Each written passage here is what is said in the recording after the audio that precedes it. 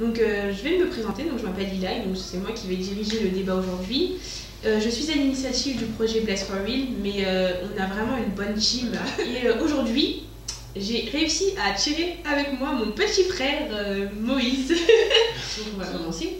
Yes. Je pense qu'on va commencer par la base. Qu'est-ce que le célibat? Donc je vous pose des questions. À votre avis, qu'est-ce que le célibat? D'abord, on va prendre la définition du monde. La définition, pas du monde, non, je me suis trompée de terme en fait. La définition du dictionnaire. Dans le dictionnaire, c'est quoi le célibat? Je dirais que À la votre avis. définition du dictionnaire, ce serait une personne célibataire, ce serait une personne qui n'est pas dans une relation amoureuse, qui n'est pas accompagnée, qui est seule, qui n'a pas de conjoint, de partenaire. Voilà, donc c'est un célibataire. Ok, donc à ton avis, ça c'est la définition du dictionnaire. Oui, je ne l'ai pas regardé, mais c'est la définition que je pourrais m'en faire. Ok. Je sais pas si c'est la Ok, je suis assez d'accord avec toi. Et toi? C'est vrai que je ne me suis pas posé la question, mais je pense que dans le dictionnaire, ça pourrait être une personne qui n'est pas en concubinage. Qui n'est pas en concubinage. concubinage, une personne qui n'est pas mariée, et voilà. Ok, C'est tout ce que je vois. ok. Et je pensais comme vous jusqu'à hier soir. Sauf que pour préparer le talk show, j'ai dû regarder la définition du célibat et j'ai été étonnée de voir que la définition du dictionnaire en fait se rapproche énormément de la définition qu'on pourrait avoir dans la Bible en fait. Alors la définition du dictionnaire Larousse. Alors le célibat, c'est l'état de quelqu'un en âge de se marier et qui ne l'est pas. Et qui n'est pas marié. Donc dans la langue française, on définit le célibataire comme quelqu'un qui n'est pas marié. D'accord. Et je pense que cette définition du dictionnaire Larousse, en fait, c'est un peu même la définition juridique. C'est ce que j'allais dire, la définition administrative aussi. C'est ça. Quand il demande de ticket célibataire, marié, veuf, pacsé maintenant. Ouais. Je crois que c'est tout. Parce que pourquoi je dis administratif? Parce qu'il parle de l'âge. Mm. Donc quand il y a une notion d'âge, parce qu'avant il y avait aussi un âge, Ouais, c'est ça, ouais. un âge légal ou un âge de maturité sexuelle qui est 15 Ouais. ans je crois, Ouais, c'est ça. avant lequel on ne peut pas se marier. Donc je pense que tout ça est un peu lié à cette définition. Ça veut dire quoi être célibataire? Mais c'est une période, je pense que ça rejoint un peu, c'est juste un état matrimonial, ça veut dire qu'on est soit entre deux relations, c'est-à-dire que je suis célibataire, en ce moment je n'ai personne dans ma vie. Voilà, c'est plutôt je n'ai personne dans ma vie, donc en Ouais. gros je suis pas en couple. C'est ça. Ok. Non, Non. pas officiellement. Et toi, monsieur? Bah, moi, si je me base sur ce que mes amis, en tout cas, me disent, être un célibataire, c'est être en attente de quelqu'un, ou sinon, c'est juste une manière, en fait, de ne pas assumer une relation qu'on est en train de vivre. Souvent, ils pensent ça comme ça. Je sais que, par exemple, quand je dis que je suis célibataire, c'est « Vas-y, toi, t'es un menteur, t'es un mytho. » Ok, Ouais. d'accord, si t'es célibataire, dans ce cas, pourquoi t'es célibataire? Ok. Et en fait, c'est limite une situation anormale, en fait. Ouais, Être célibataire, c'est un on peu... va rebondir dessus parce que c'est un peu comme si t'avais un fardeau sur toi. Comment ça se fait que t'arrives pas à être en couple? Ouais, voilà, on est Ouais, d'accord. c'est surtout... Tu sais, être en couple c'est la normalité. Ouais, voilà, Être c'est- célibataire, c'est Quelqu'un qu'on voit épanoui, normalement, elle est censée être en couple. Ok. Sinon, c'est que il y a quelque chose qui cloche dans sa vie. Souvent, c'est comme ça. Ouais, sur ça, je suis vraiment tout à fait d'accord parce que par exemple, moi, ça fait super longtemps que je suis célibataire. Je vais en parler au moment où je vais développer sur moi. Mais moi, quand j'ai commencé à parler à mes copines et que je leur dis que je suis célibataire, c'était vraiment ah, mais comment tu fais quoi? Ah, moi, je peux pas rester toute seule, c'est mort! Ou quand on me demande ah, mais t'as quelqu'un dans ta vie? Je fais non. Comment ça, t'as personne dans ta vie? Bah, je suis célibataire. Ouais, depuis combien de temps? Bah, là, j'annonce. Non, franchement, j'avoue. Non, entre nous. Dis-nous. Ça fait 4 ans, je crois, que je suis célibataire. 4 ans, c'est rien. Quoi? Je pensais que t'allais dire 8 ans. Mais attends, ma copine, il y a des gens pour qui 4 ans, c'est beaucoup. Attends. Ouais, mais c'est marrant parce qu'en préparant le sujet sur le célibat, je me suis remis un petit peu dans la définition, parce que c'est pas quelque chose... Moi, je suis plutôt sur essayer de... Le développement en tant que femme mariée, en tant que mère de famille, c'est des choses sur lesquelles j'essaie de me tourner. Je ne vais pas retourner sur qu'est-ce que le célibat, regarde, ça ne me concerne plus. Ça peut m'intéresser, mais ça ne me concerne pas vraiment au quotidien. Donc en préparant ça, en relisant un peu ce que le célibat peut être, on lit tout de suite, et le célibat et la Bible, et le célibat et le chrétien, toujours à faire le rapport entre les deux, parce que le célibat en tant que tel dans le monde ne m'intéresse pas plus que ça. Eh bien, on lit qu'il peut y avoir ce fardeau-là, justement, que tu viens d'expliquer, et que les gens peuvent tout de suite avoir un avis un peu suspect. Mais pourquoi elle est célibataire? C'est bizarre. Les gens vont tout de suite se poser des questions et te poser des questions et remettre en question ton état en disant mais pourquoi c'est sûr je présente quelqu'un, c'est comme les gens qui disent qu'ils boivent pas, t'es sûr? C'est quoi hein? Non, mais je ne bois pas. C'est morito là même. Et en fait, les gens veulent te mettre dans un moule. On se dit, t'es une jeune fille, t'es propre sur toi, t'es jolie, t'es intelligente, t'es éduquée. Tu devrais avoir quelqu'un. Ouais, ça, tu devrais avoir quelqu'un. Il est temps là C'est ça. Donc, je pense que naturellement, les gens ne comprennent pas. C'est ça. Et je pense que c'est peut-être à toi aussi de les éduquer par rapport. Pas forcément leur expliquer, de leur dire que je suis célibataire, c'est un choix.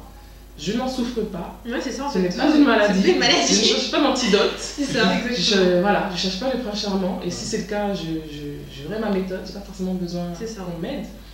Et ça revient à un passage dont je te parlais tout à l'heure et que j'aimerais bien lire maintenant, qui pourrait peut-être un peu développer ce qu'on disait. Ouais.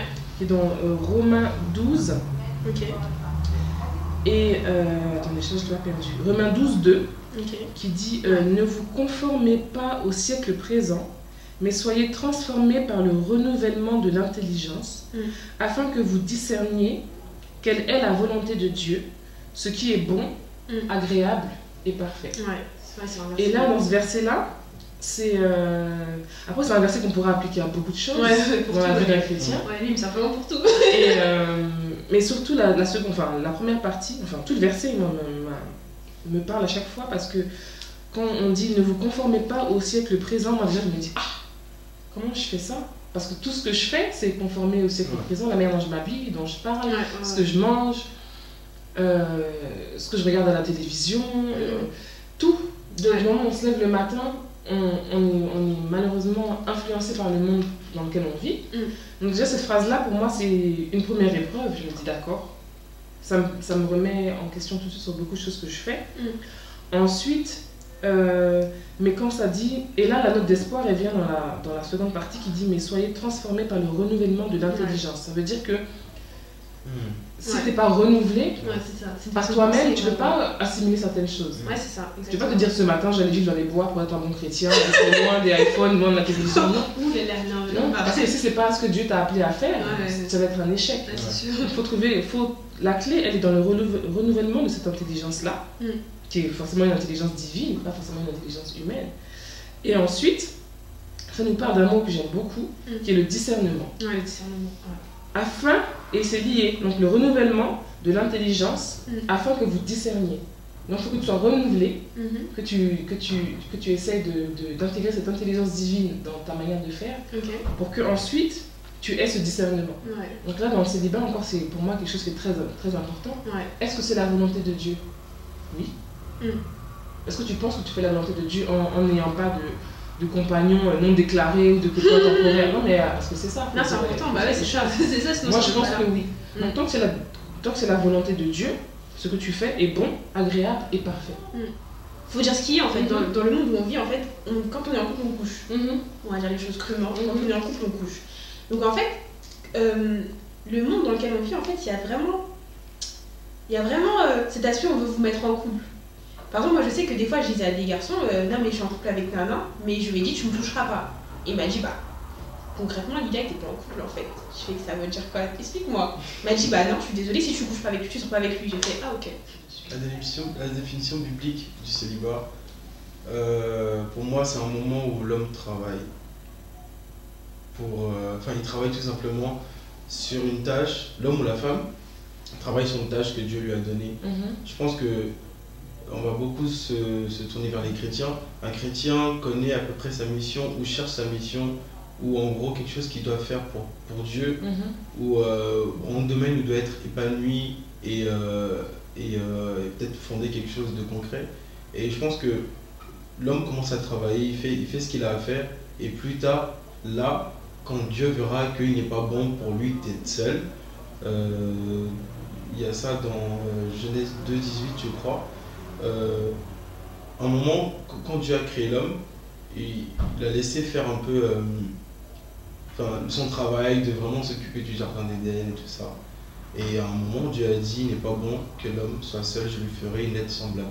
C'est là que la femme est arrivée. Je pense qu'on ne doit pas être occupé à chercher la femme ou que la femme soit occupée à chercher l'homme, mais justement, au lieu d'être occupé à se dire, bon, faut que je me prépare pour la personne qui va venir, bah, prépare ton futur et quand le moment sera venu, et bah, ton aide semblable va arriver. Ok. Donc à votre avis, la définition biblique du célibat, déjà est-ce qu'il y en a une? J'ai pas trouvé ça en tant que tel, après je suis pas érudit au point de tout savoir, mais d'après moi ce que je pourrais comprendre, ce serait une période où, pendant laquelle on n'a pas de compagnon, donc ce serait une période d'abstinence. Ça veut dire que tu vas être... Moi, on verra sur mon témoignage, mais moi ma période de célibat, c'est une période que j'ai utilisée pour me rapprocher de Dieu d'une manière que j'avais jamais pu faire avant. C'est ça. Et moi, ça s'est fait en plusieurs étapes. C'est vrai que j'ai donné ma vie au Seigneur, je me suis baptisée, mais pendant tout ce temps-là, j'ai pas pensé au célibat comme un moment consacré à Dieu. Ça s'est fait en plusieurs étapes. Ok. Et je pense que voilà. Okay. Je me suis pas dit, faut que là, je chasse tous les hommes de ma vie pour prendre consacrer à Dieu. Non. Ouais. Ça s'est fait en plusieurs fois. Mais ça s'est fait naturellement. Il y a des choses qui te venaient naturellement. Pour moi, voilà, ça s'est fait naturellement. Et donc la période d'abstinence s'est imposée à moi. Donc pendant la période de célibat, tu dois plaire à Dieu. Tu dois vraiment essayer de te recentrer sur toi-même. Parce que oui, comme elle disait, c'est une période de développement personnel. En fait, chercher qui tu es, quel est ton appel. Donc pour revenir à ce que Moïse disait, où le Seigneur t'appelle, le servir davantage. Parce que c'est vraiment, franchement, concrètement, t'es pas célibataire, j'ai pas d'enfant, j'ai pas de copain, appeler le soir, etc. Bon, après, je dis pas que quand t'as un copain, je peux pas faire autre chose, hein, c'est pas du tout vrai. Hein. Mais j'ai pas la préoccupation de faut que j'appelle mon copain, faut que je le vois. Et ça fait que le temps que je prends pour, par exemple, aller voir mon copain, je peux aller à l'église.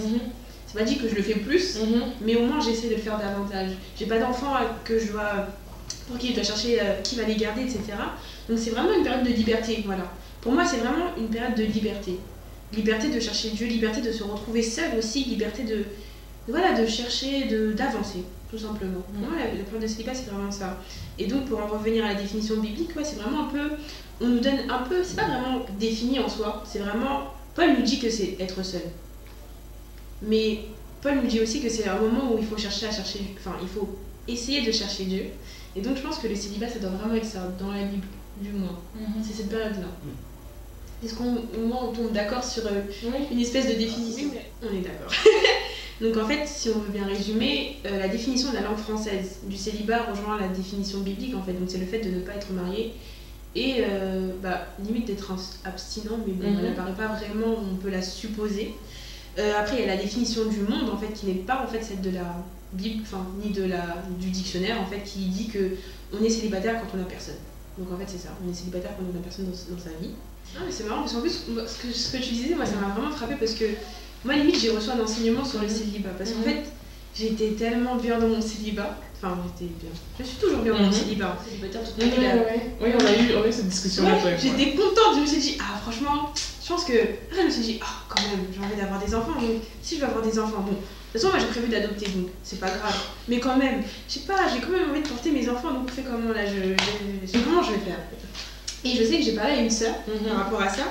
Et en fait, elle m'a écouté parler, donc elle m'a écouté. Moi j'étais là, je vais rester célibataire toute ma vie. De toute façon, moi les garçons, je les calcule plus. Et elle était là, elle me regardait, elle souriait. Et puis après, elle me dit, en fait, tu sais que t'es orgueilleuse. J'ai fait, J'ai fait quel orgueil. Elle m'a fait parce qu'en fait quand je t'entends parler, tu te dis moi je ne veux pas, moi je vais faire ça. Mais elle m'a dit est-ce que tu dans ton célibat là, t'es contente? Ouais c'est bien, mais est-ce que tu as demandé la volonté de Dieu? Parce que le célibat c'est le mariage, c'est Dieu qui suscite le mariage en fait. C'est à partir du moment où Dieu dit ok toi il faut que tu te maries, parce qu'il te faut une aide ou parce que voilà, tu dois avoir une accélération dans ta destinée. Elle fait mais dans ta manière de parler tu laisses pas de place à Dieu. Imagine tu rencontres un garçon demain et il te dit bon l'année prochaine on se marie, tu fais comment? J'ai fait franchement, personnellement, je viens de terminer mes études, j'ai une société à gérer, j'ai pas le temps. J'ai fait concrètement, moi le garçon il arrive là maintenant, il me dit on se marie l'année prochaine, je fais tu reviens dans 2 ans. Sinon tu restes à côté, mais tu me laisses bien me faire Et quand j'aurai terminé ce que j'ai à faire, bah tu reviens et on se marie dans 2-3 ans si tu veux, mais pas pour l'instant. Elle m'a dit non, c'est de l'orgueil, enfin faut vraiment que tu travailles sur toi. Et franchement, quand je lui ai dit, la fille, elle a regardé et j'ai dit ouais, tu sais quoi, je vais aller réfléchir chez moi et on en reparle demain. Et franchement, j'avoue que quand je suis rentrée chez moi, je me suis humiliée devant la face de Dieu et j'ai vraiment demandé pardon en fait. Parce que je me suis rendue. Parce qu'effectivement, moi j'étais vraiment. Autant l'aspect biblique, etc., du célibat, je l'ai très bien intégré. Mais il y avait aussi l'aspect mondain, parce que moi, dans ma tête, jusqu'à mes 21 ans, j'enchaînais les garçons. Donc là, d'un coup, je me retrouve célibataire, c'était vraiment je suis toute seule, je suis bien en fait. Il faut laisser la place de Dieu dans ce célibat. C'est ça. Et ben, en fait, dans mon célibat, j'avais l'aspect servir Dieu, mais j'avais pas la place de Dieu dans mon célibat en fait. Et je m'en suis rendu compte, là, en début d'année, que même si je servais Dieu, j'avais pas mis Dieu dans mon célibat. Donc c'est important aussi d'en parler et de veiller à ce que, d'un moment, on commence à penser à ce que Dieu veut par rapport à notre célibat. Je pense que c'est important. Donc ça revient à ce que tu as. La personne à qui tu as eu la discussion t'a dit, pour moi c'est de l'orgueil. De dire que moi je suis pas comme toutes les sœurs, moi je suis une chrétienne spéciale, je suis une super chrétienne, moi je suis parce que je suis célibataire. Mais est-ce que Dieu t'a dit de rester célibataire? Ouais, c'est ça. Tu fais quoi le soir dans ta chambre? Tu parles avec qui? Qu'est-ce que tu fais? Non, c'est vrai. Tu vois, si tu as des pensées un peu sur le mari des autres, autant être marié. Ma copine. Non, pas toi. Non, pas toi. Non, mais c'est l'être humain qui est comme ça. Non, c'est vrai, effectivement. C'est l'être humain. Parce que tu vas voir ta copine qui va te parler de son couple et tout ça, toi tu vas commencer à avoir des pensées. Tu es en train de pécher. Ouais, c'est vrai. Alors que si tu avais confié ce moment-là à Dieu en me disant je suis célibataire maintenant, mais je te laisse ces 12 prochains mois, Seigneur, pour vraiment essayer de me guider, pour voir si c'est vraiment quel chemin. Tu vas voir que ça va se faire de manière simple. Et Dieu va prendre le contrôle de tes pensées, des gens que tu vas croiser, c'est important. Les pensées, c'est super important. Je suis célibataire, moi j'ai pas d'or, moi je suis pas comme vous, moi ma vie c'est Dieu. Alors que tu n'as pas mis Dieu dans ta recette, c'est juste de l'orgueil. Mais là, ça mène à une déception du célibat. Alors que Dieu n'a rien à voir dans ton célibat. Ouais, non, c'est vrai. J'avais ce débat là avec une amie qui est aussi célibataire et je lui dis mais Dieu n'a rien à voir dans ce que tu es en train de te dire. Je sens que tu souffres. Donc c'est pas que Dieu. Arrête de te faire du mal, non. Oui, mais c'est vrai.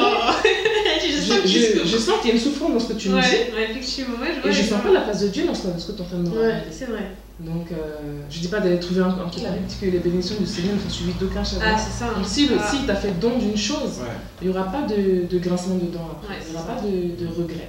Parce que ce sera Dieu qui aura pris le contrôle. Mais si c'est par toi-même, ça va être compliqué. Et en plus, ça permet de parler d'un truc qu'on ne parlera pas tout à fait d'un truc. Ouh là là, non, même pas. D'une chose, d'une personne, plutôt, je dirais d'une personne qu'on va introduire beaucoup plus tard, qui est le Saint-Esprit. Mais je pense que c'est important, la place du Saint-Esprit. En fait, je pense que dans ton célibat, il y a toi et le Saint-Esprit. Je pense qu'en fait, limite, t'es même pas seule en fait. Là, je viens de. Ah non, mais tu dois même pas être seule. Maintenant, on va passer à une phase de témoignage. Donc, Moïse, qui parle pas beaucoup, maintenant, on va t'introduire. Yes. Donc, j'ai envie de savoir, en plus, tu es sa grande sœur. Donc, là, il y a des trucs que toi, tu vas me dire à faire attention. Courage. Ça va aller. Courage, ça va. Moïse, oui. Depuis combien de temps es-tu célibataire? Alors, depuis combien de temps? Je pense que ça fait 4 ans que je suis célibataire. Et encore. C'était qui la dernière? La dernière. Je rigole, c'est bon. Ça fait 4 ans. Ça fait 4 ans et en plus la dernière fois que j'ai été en couple, en plus elle s'en rappelle parce que je l'ai présenté à la famille. Ah oulala. Ah là là, parce que avant moi j'étais. Non, parce que. Hey, une erreur. Erreur fatale. Bon, en fait qu'est-ce qui s'est passé? C'est que moi, en fait, moi tout petit, mon père il m'a un peu, comment je peux dire ça? Il m'a managé comme si un homme devait être en gros un conquérant. Si je peux dire ça comme ça, parce que je préfère donner un titre qui est noble. D'accord. Un homme c'est, voilà, il trouve une femme jolie, bah... Il y va. Il se présente. Il se présente. Il fait ce qu'il peut, il fait ce qu'il faut pour l'avoir. Et depuis très petit, ça veut dire que entre 5 et 7 ans, je savais comment draguer une fille. Alors imaginez si j'avais pas... Je savais que ton nom aussi. Ton alphabet, parce que là... Donc imaginez si en fait j'avais pas donné ma vie à Christ, moi franchement, En plus, c'est un peu beau gosse là. ça allait être dangereux. En fait, ça fait que je savais draguer depuis tout petit. Moi, j'avais pas besoin d'aller vers les filles parce que j'ai en quelque sorte acquis une certaine maturité. Tu devais un aimant. C'est-à-dire que, parce qu'au final, le fait de voir que, ah mais c'est bizarre, je sais qu'il y a quelque chose, mais il vient pas vers moi, et bah ça attire les filles. Parce que les filles, elles aiment bien les garçons mystérieux. Entre autres. Entre autres. Et ça fonctionnait, hein. Elles aiment bien les problèmes, tu veux. Voilà, les filles, elles aiment bien les C'est un problèmes. homme mystérieux, ça existe. Voilà, elles aiment bien les problèmes. En réalité, les filles aiment bien les Ah, c'est problèmes. vrai, c'est vrai, faut dire ce qu'il y a. Et du coup, au collège, j'ai sorti avec plein de filles, et il arrivait un moment où j'étais avec une personne avec qui je faisais beaucoup de va-et-vient. En gros, c'était ma official, c'était un Parmi peu... d'autres. Voilà. D'accord. Sauf que elle, par contre, je partais, mais je revenais toujours vers elle. Et au final, je sais que c'est une personne que j'ai beaucoup blessée. Je sais que elle a commencé à... C'était quelqu'un de très simple, qui aimait les gens. Voilà, c'est ça qui faisait que j'étais surtout attiré par elle et que je revenais toujours vers elle. Sauf que elle a commencé à ressembler à celle vers qui j'allais. C'est-à-dire les filles qui s'habillaient en mini-short, toujours sexy. Tous les garçons veulent la même fille. Parce qu'elle a voulu forcément ressembler à... Voilà. Ah ouais. Et à un moment, elle elle a commencé à ressembler à celle vers qui je me tournais. Et là, c'est aussi la période où j'ai commencé à vraiment m'approcher de Dieu. C'est-à-dire que j'ai toujours été croyant parce que ma mère, franchement, je pense qu'elle a tellement prié. En tout cas. En fait, notre mère, franchement, je pense que c'est tellement une femme de prière. Je ne sais pas ce qu'elle a dit à Dieu, mais ça m'a beaucoup préservé en tout cas. Ça m'a évité. C'est le rôle des mères. Hein. Franchement, je ne sais pas quel impact.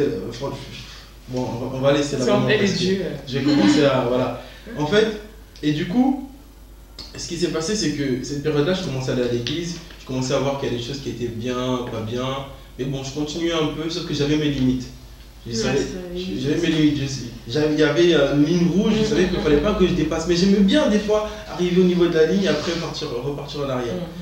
Et là, je me suis dit, bon Seigneur, voilà, je t'aime et tout, je crois en toi. Mais voilà, là, je vais aller au lycée. Et au lycée, désolé, mais je vais faire n'importe quoi. C'est question de prière. Désolé Seigneur, je t'aime, mais franchement, il y a un nouveau monde qui s'ouvre. Ah ouais, non, il y a des opportunités, tu vois. Opportunité de faire des bêtises. Voilà, on est au 21e siècle. Donc le lycée là, je suis désolé, mais ah ouais, non là franchement Seigneur, faudra me pardonner et tout. Sauf que Dieu est grand. Dieu est grand pourquoi? Parce que c'est là même que j'ai commencé à découvrir mon appel. En fait, Dieu a commencé à me montrer en fait ce qu'il voulait que je fasse plus tard. Juste parce que j'étais... En fait, j'aimais les femmes, mais en même temps, j'aimais tellement Dieu que j'ai dû cultiver en fait un cœur, comment on peut dire ça, qui fait que je fasse la différence dans ma génération. J'avais la volonté de faire la différence, mais en même temps, il faut rester cool quoi. Il faut rester cool. Un gars qui n'a pas de copine ou qui n'est pas à la recherche, enfin je sais pas, il n'est pas cool, il n'a rien d'intéressant. Et cette période-là, j'ai commencé à me poser des questions. Je sais qu'un jour je suis rentré chez moi et j'ai fait une prière au lycée. Enfin, je passe l'étape du collège, je suis arrivé au lycée. Je fais cette prière et je dis au Seigneur, voilà, qu'est-ce que tu veux que je fasse de ma vie? Je sais que si tu m'as créé, c'est pour un but et je veux que tu me montres maintenant. Et à partir de là, je sais que j'ai dû laisser tomber les filles. En fait, naturellement, je pense que le Saint-Esprit, il aiguille. C'est-à-dire qu'il va commencer à te dire, ok, commence d'abord à arrêter ça. Commence d'abord à faire ci, faire ça. Et petit à petit, je me suis éloigné des filles. Et là, je suis rentré dans un célibat très, très profond. C'est-à-dire que je m'intéressais plus aux filles, mais plus du tout. Sachant que j'étais déjà très compliqué avant. Ouais, laisse tomber. C'était très compliqué. Pour moi, une fille, une femme, il fallait qu'elle ait le plastique de rêve. Donc, déjà, en plus des célibataires, si vraiment, même si tu m'intéresses, t'as pas le corps, t'as pas le visage, et tu m'intéresses. Et avec elle, on faisait des débats, c'était pas possible. Même ce qui est bien, c'est bien. Jusqu'à maintenant. Ce qui est bien, c'est que entre frères et sœurs, on se dit quand même les choses. Ouais. Il y a des choses qu'on se dit, et franchement, c'est assez cool de célibat. Et après le bac, j'ai rencontré quelqu'un. Je suis resté célibataire pendant 3 ans avant de rencontrer cette personne. Je suis resté célibataire 3 ans. Et quand j'ai eu le bac et cette personne est arrivée et tout, je me suis dit, waouh, c'est chaud. Et parce que ce que j'ai fait qui est pas bien, c'est que je me suis engagé tout de suite. Et je l'ai compris après que c'est ça que j'aurais dû éviter. Je me suis engagé tout de suite parce qu'elle m'a intrigué. Et au final, ça n'a pas duré. Ça a duré 3-4 mois. 3-4 mois. Parce que c'était pas le bon moment non plus. Je pense que. Après, je suis quelqu'un avec un fort caractère. Ah là là. Oh. Je suis quelqu'un avec un fort caractère. Je suis un peu trop. En fait, cette période de célibat aussi, elle m'a permis de travailler beaucoup de choses sur moi, qui fait que je suis devenu assez dur avec moi-même pendant un moment. Je le suis encore, mais il y a des choses que j'essaie de régler. Et du coup, cette personne-là, je ne lui ai même pas laissé la place de faire des erreurs en fait. Et elle ne pouvait pas m'assumer. Donc, je sais très bien que si ça s'est terminé, c'est pas forcément une mauvaise chose. Et dans tous les cas, elle allait souffrir avec moi.